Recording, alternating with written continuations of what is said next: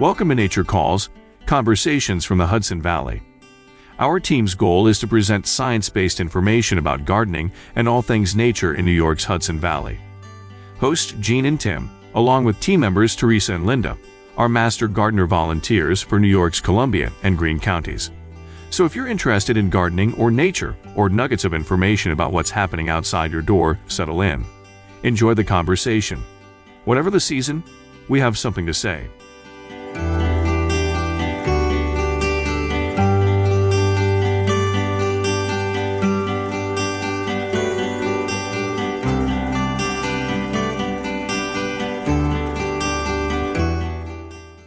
Hi, I'm Tim Kennelty. And I'm Jean Thomas. And welcome to another episode of Nature Calls, Conversations from the Hudson Valley. Today our guest is David Chinery.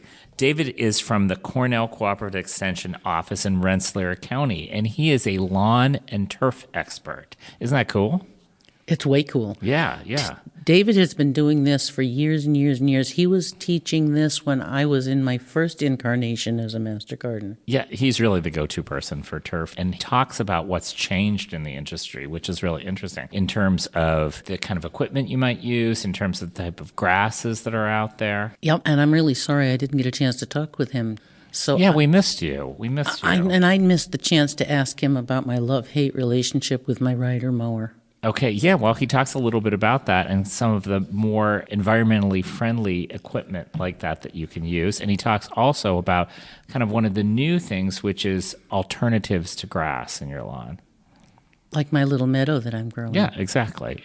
It's a really great interview. We learned a lot from David. And also, Heidi Bock is here from the Columbia Land Conservancy on Trekking the Trails.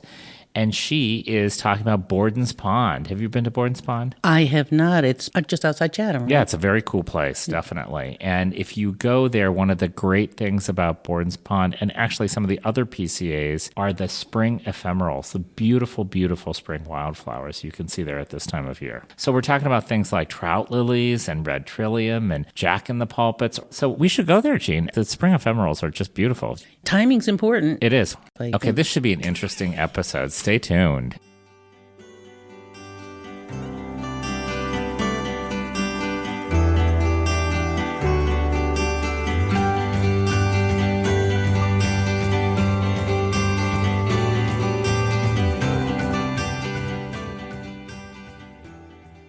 Welcome to Nature Calls, Conversations from the Hudson Valley. Our conversation today is with David Chinery, Rensselaer County's Cornell Cooperative Extension Horticultural Turf Management Senior Resource Educator. Wow, that's a mouthful. David is the go-to guy for many of the surrounding counties and is in demand as an instructor for the Master Gardener Volunteer trainings. David, how long have you been involved in the Cooperative Extension? Maybe you can tell us a little bit about your history and also kind of your interest in turf management. Well, thank you for having me here today. I go back to 1989 when I started working for Cornell Cooperative Extension in Westchester County. And at that time, I did all sorts of horticulture programs, and I wanted to move upstate. So the job in Rensselaer County came open in 1996. It was a turf grass position. It was regional. I didn't particularly like turf grass, but I said I want to move.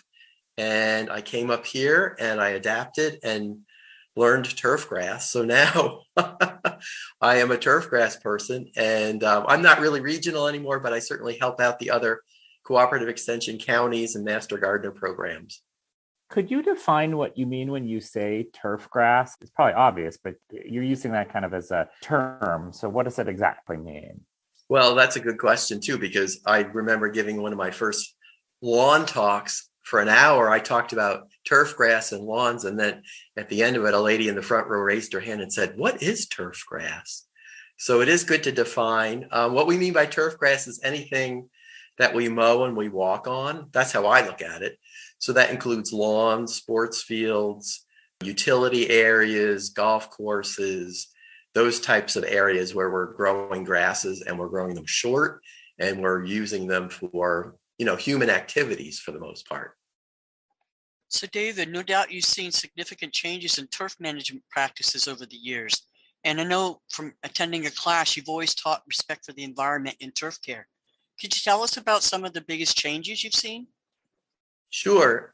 Being around for 33 years, I'm getting to be the old timer, but there have been a lot of changes in that time. The first one I always think of is that we have a no phosphorus and lawn fertilizer law that came about in 2012 in New York State. And that basically said we're not supposed to be putting phosphorus on lawns that are receiving fertilizer. With a few caveats. If you're starting a new lawn, you can still use a fertilizer like a starter fertilizer that has phosphorus, or if you have a soil test that says you need phosphorus. But that law hopefully is working to reduce phosphorus runoff into waterways, lakes, places like that. So that's a big one. Certainly the grasses themselves have been changing. There are people called turf grass breeders, and they've been working to make grasses that grow slower, grasses that are better tolerant to drought, grasses that are more pest tolerant, grasses that need less fertilizer. So the industry, if I can call it that, and the research is really moving towards more sustainable lawns because the grasses themselves are changing.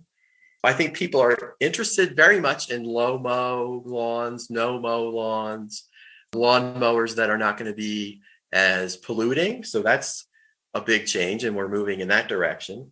I think we have more alternative, what I call alternative practices, rather than just going to the store and buying a bag of fertilizer and a bag of grub control and just putting it on sort of mindlessly.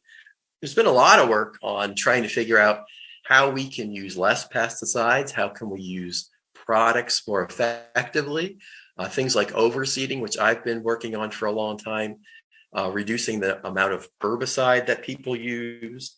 There's new management things for grubs coming along, which is great. So, back in 1989, some people wanted that stuff and we just didn't have it. And now we have more alternatives like that.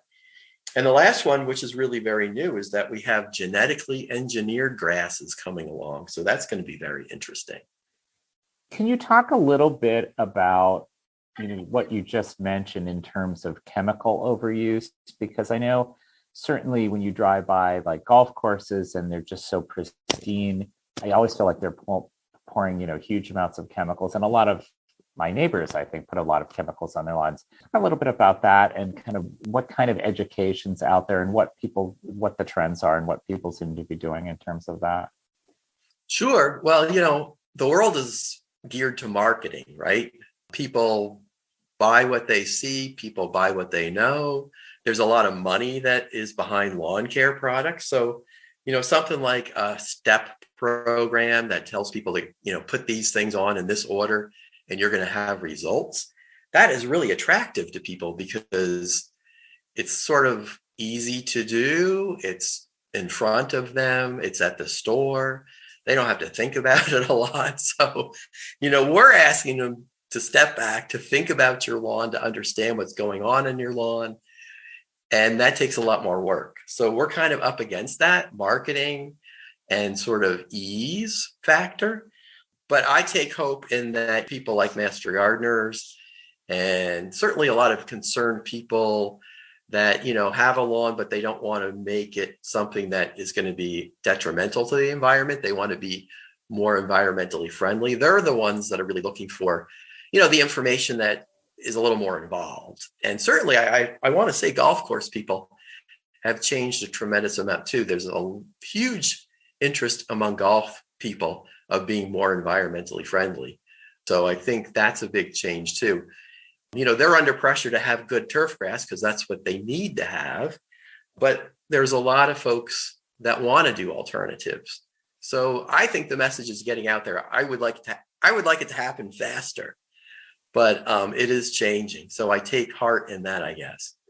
I don't know if this is alternative or not, but my lawn, I basically mow the weeds. It's one of those things where I don't think I've ever put fertilizer on my lawn, and I don't think I've ever put herbicides.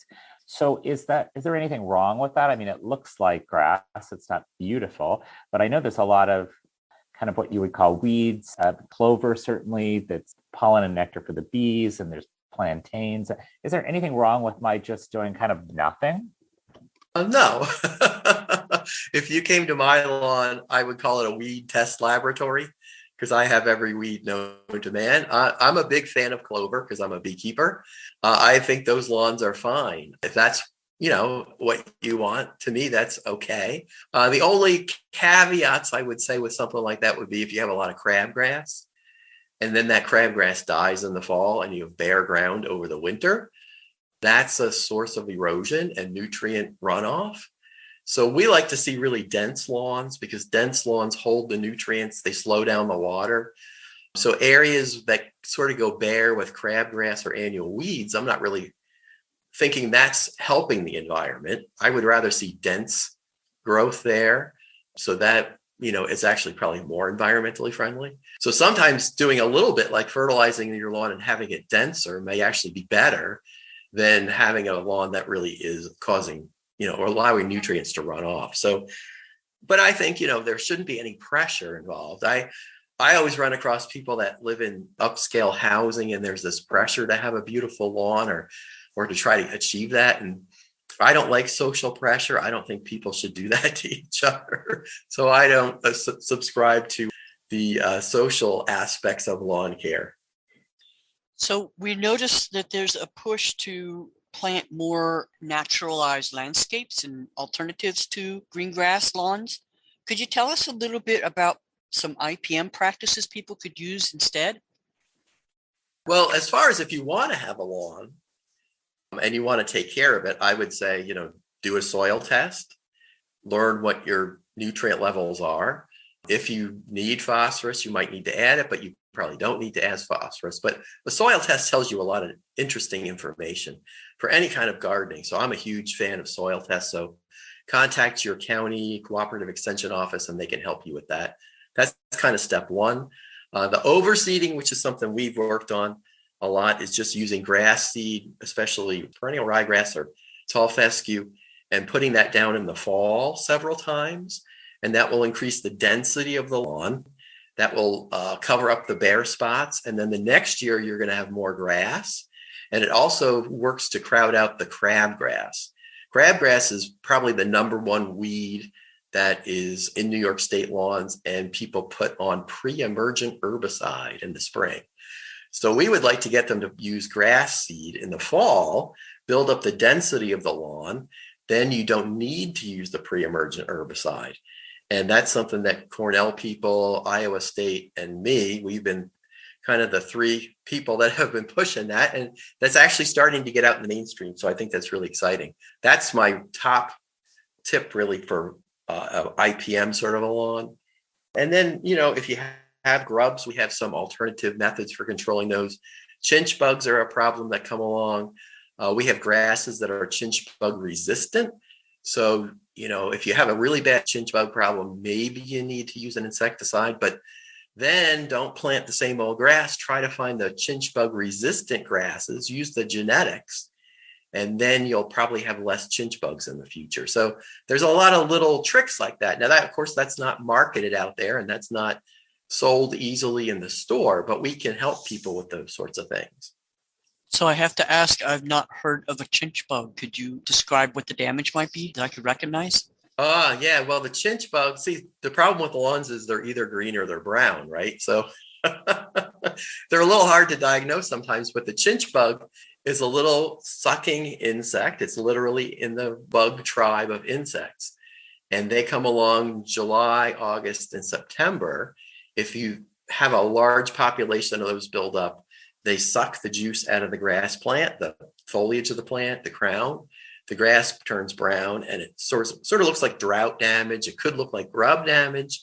It looks like disease damage. But if you're really skilled and you can see well, you can see these little chinch bugs down there. So they are around in our area. We've had, I think last year, we had quite a few calls and samples of chinch bugs. So there's something people are going to find occasionally. But if your lawn has a lot of weeds in it, the other thing is you don't often have things like chinch bug because there's not enough grass for them to be interested. So chinch bugs would happen on a little bit better quality lawn. See, this is why I don't have a high quality lawn, because then I don't have to worry about chinch bugs. I love that you asked that question, Linda, because I'd never heard of chinch bugs either. So you talked a little bit about golf courses a few minutes ago. So golf courses and parks and big areas where people are taking care of lawns, I assume that they have kind of totally different issues and that they have to approach the maintenance differently than I would as a small lawn owner. Is that right? Do they have different issues? Oh, yeah. I think, each of these areas has different pressures. They have different demands. We talk about for a home lawn, what is your level of quality that you want? Are you somebody like Tim or I that just mow and we have weeds and it's green? We think that's fine. But, a golf course has to have some level of quality. It has to be visually attractive. If it's a very high-end course, there's demands from players that want this to look good. So they have to have a lot of visual quality, and they also have a lot of traffic, carts, foot traffic. So that doesn't help the grass at all. And mowing grass really short, like they do on greens and tees, that doesn't help the grass. So that's the highest demand, highest quality. Then you flip over to like a park and think about, a park probably has a pretty limited budget. They probably have a lot of foot traffic. They have a lot of wear on like a picnic grove or a playground. They have mowers, but they probably don't have people there that really are going to be very knowledgeable about turf grass. So, we would like to have dense turf grass in those areas because it's more attractive. It prevents erosion. On playgrounds, if people fall down, they'd rather fall down on grass than on bare soil. So, that's a whole other set of parameters. Each of these has different needs, different levels of what they can do. Sports fields, schools, some schools have a lot of money. They can have a nice sports field. Some schools have limited resources. So it's kind of interesting because people are coming at this from all different areas and levels of the care that they can put into something, the amount of money they have to do something. With the growing concern over issues like pollinator health and climate change, it seems that there's a drumbeat against having lawns at all. Are you seeing more people turn to native naturalized landscapes, like converting grass lawns to meadows to shrink the size of the existing lawn? I think there's a lot of interest in having less turf grass. And, I'm supposed to be a turf grass guy, but I'd be the first one to say we have too much lawn. If you drive through parts of suburbia, these big houses with acres of lawn, why do they have all this lawn? I go to parks and see areas that should be taken out of mowing. So I'm a proponent of this kind of whole idea of mowing less, of having more flowering plants for native insects, songbirds, the whole food web. We're very concerned about this. So yeah, there's a tremendous amount of interest. Now, we are at the point where we have to get from the interest level into the implementation level. And I feel like we really need more good examples. We're going to be working on planting a patch of meadow at our demonstration garden at the Robert C. Parker School in North Greenbush, New York. And it's a lot of work to try to get rid of the existing non-native weed population and try to get native plants to grow. That's going to be a challenge. So I think the desire is there. I think we are just starting to learn how to get to where we want to go. So it's an interesting journey. I think we need more demonstration plots. I'm very big on that. So I would like to see, cooperative extension, botanical gardens, golf courses, parks, whoever, document how can we do this. And we have to share that with the regular population because they're still way behind. They don't know this is going on. So yeah, I'm very excited by that subject of alternatives. But books show pictures, but we don't have enough real life examples, I don't think. So if I am a landowner and I want to try this out, do you have any suggestions for something that's really carefree? I mean, I started trying out wild strawberries as a kind of ground cover that you can walk on. I've read about that. Or sedges are there, what would be an easy thing to try to start with as an alternative with a little patch? Well, I think there are good alternatives, and I think you have to start small. I think some of the sedges will work. I know I've seen pretty nice sedge plantings at New York Botanical Garden as alternative sort of ground cover. But if you have 5 acres, you're not going to do 5 acres, right? You're going to start small with maybe an area up by your house or some corner that you don't want to mow anymore. And, researched some of these sedges. I've planted some of them. I think they're really good. We do have a lot of good ground covers. They take a while to get started. They need some nurturing, but once you get them going, they're better. Those are all on the small scale. I like the low mow grasses, some of the fescue grasses. I have a patch planted at my house of beacon hard fescue. I only mow it twice a year. It's a very dark green carpet. It looks kind of like shag carpet from the 1970s, which I think is really cool. Would I want an acre of that? Probably not, but I could use a bigger patch of that. I would mow that 2 or 3 times a year, and that would be kind of low maintenance. And what was that variety again? Oh, the one I have is called Beacon Hard Fescue. So these hard fescues and some of the other fescue grasses have been really the forerunners of the low maintenance lawn movement. They're grasses that will tolerate drought. They can tolerate sort of poor soil conditions, need very little fertilizer. They're very slow growing. So that's why we can mow these just a couple times a season. They're not going to look like the picture on the bag of fertilizer at the store. They're not going to be beautiful, short, dark green grasses. They're going to look a little unkempt. They're going to look a little shaggy, but this is different. So that's what we have to get people interested in. And I think that's kind of a cool thing. And I'm really hoping that we're going to see more of those sorts of things. So is grassied? I mean, if I'm looking to plant a new lawn or looking to kind of seed an area that isn't doing well, how do I even start? Like, it seems so there's so many different seeds out there. Do I go to, my local Agway and just ask? Like, how do I start with that? Well, of course, it's not easy, right? I always feel like we don't make things easy because the more we know, that the more details we know, right?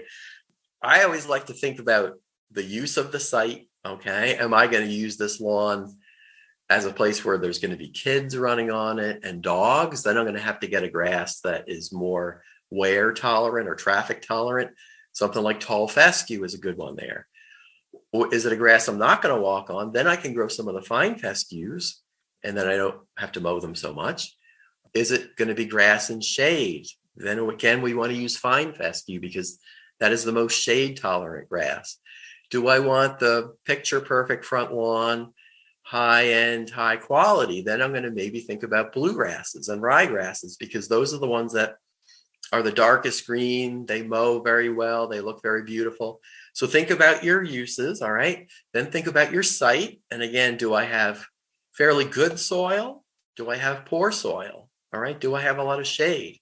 Because you're going to choose the grass that fits in there. And then, we have Kentucky bluegrass, perennial ryegrass, tall fescue, and then the fine fescue group. Those are the 4 major groups.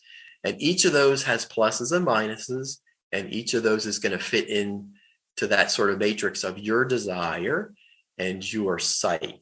So I don't know if it's fair to go ask somebody at a hardware store what seed to plant because, they know 5,000 other things and they're not going to be really an expert on that. So I would do some reading. I would do some research and, look at cooperative extension recommendations and do a little digging to get sort of this idea of matching my grass to my site and what I want to plant. And kind of what are the ABCs of when you're planting a small area? Do I have to put straw down? Do I need to water it every day? What's kind of the general rule of thumb? Well, we have this time period of the year. I call it the magical time period to start a new lawn. And starting a new lawn would be best done August 15. We used to say August 15 to September 15. I'm willing to push that back a little bit because we have a lot of warm weather in the fall now. So you want to maybe do some soil preparation, maybe do a soil test. That would be a good thing. Know what your pH is. Start that in July and then get your soil ready, buy your seed in a timely fashion and be ready to plant it about, I like Labor Day. Okay. I know everybody wants to go to Cape Cod or go on vacation, but you got to stay home and work on your lawn. So that magical time really works because we have cooler weather. We usually have some rainfall and the weed seeds don't germinate as well that time of the year. If you start a lawn in the spring, you're going to be battling crabgrass and all the other weeds, but later that's a better time period. And then it's kind of a long process. We have a fact sheet that outlines the steps, but You put your grass seed down, you do have to water it because you're starting seeds just like anything else in horticulture. And you want to keep that seed bed slightly moist for a couple weeks. The old straw is fine. Don't use hay because that contains weed seeds. And then you're going to grow it in. I like starter fertilizer. I've done a lot of plots where the starter fertilizer did give it a boost. If I didn't do my soil test, I would use the good old starter fertilizer.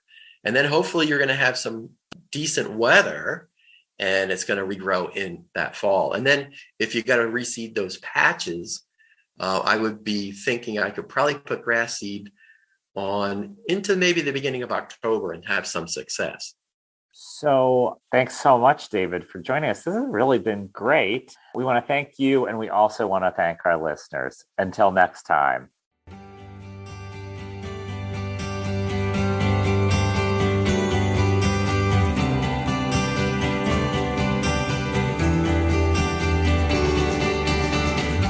You're listening to Nature Calls, conversations from the Hudson Valley. Stay tuned for Trekking the Trails,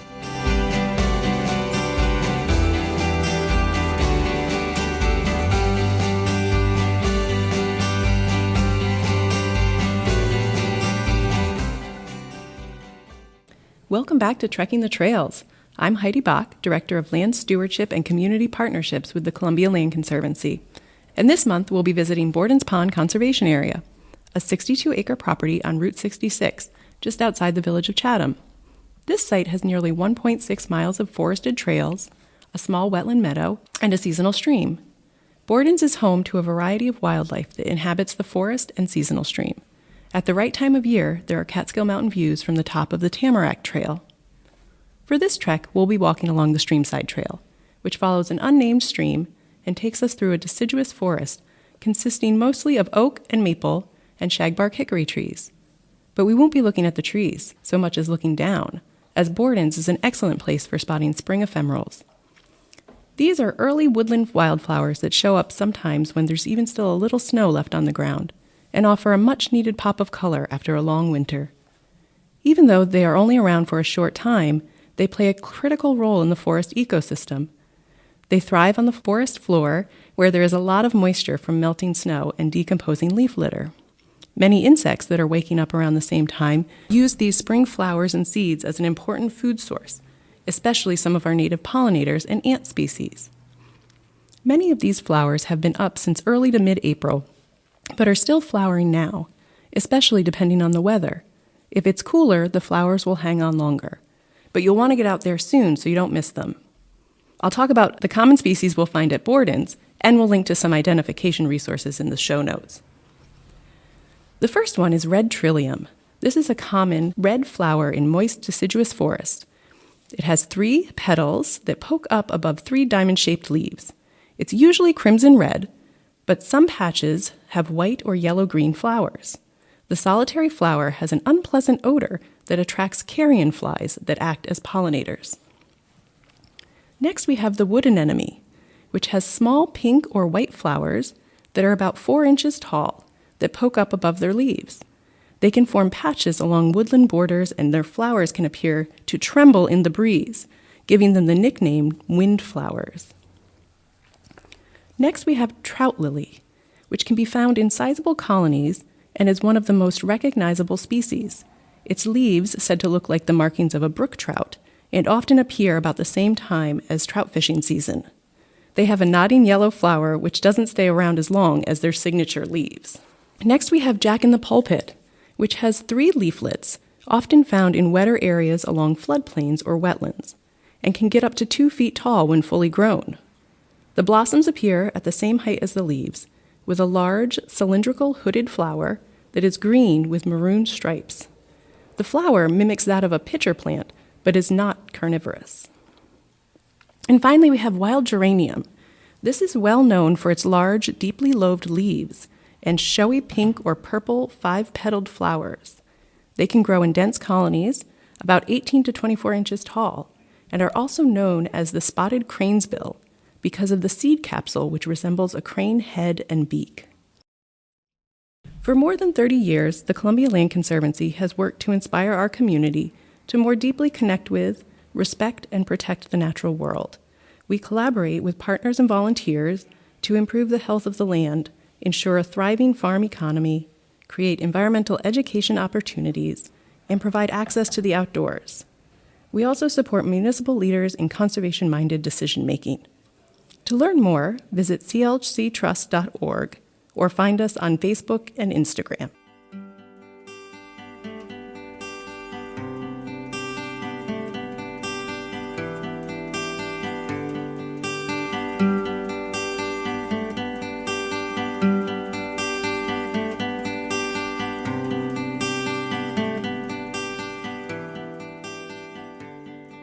That concludes another episode of Nature Calls, Conversations from the Hudson Valley.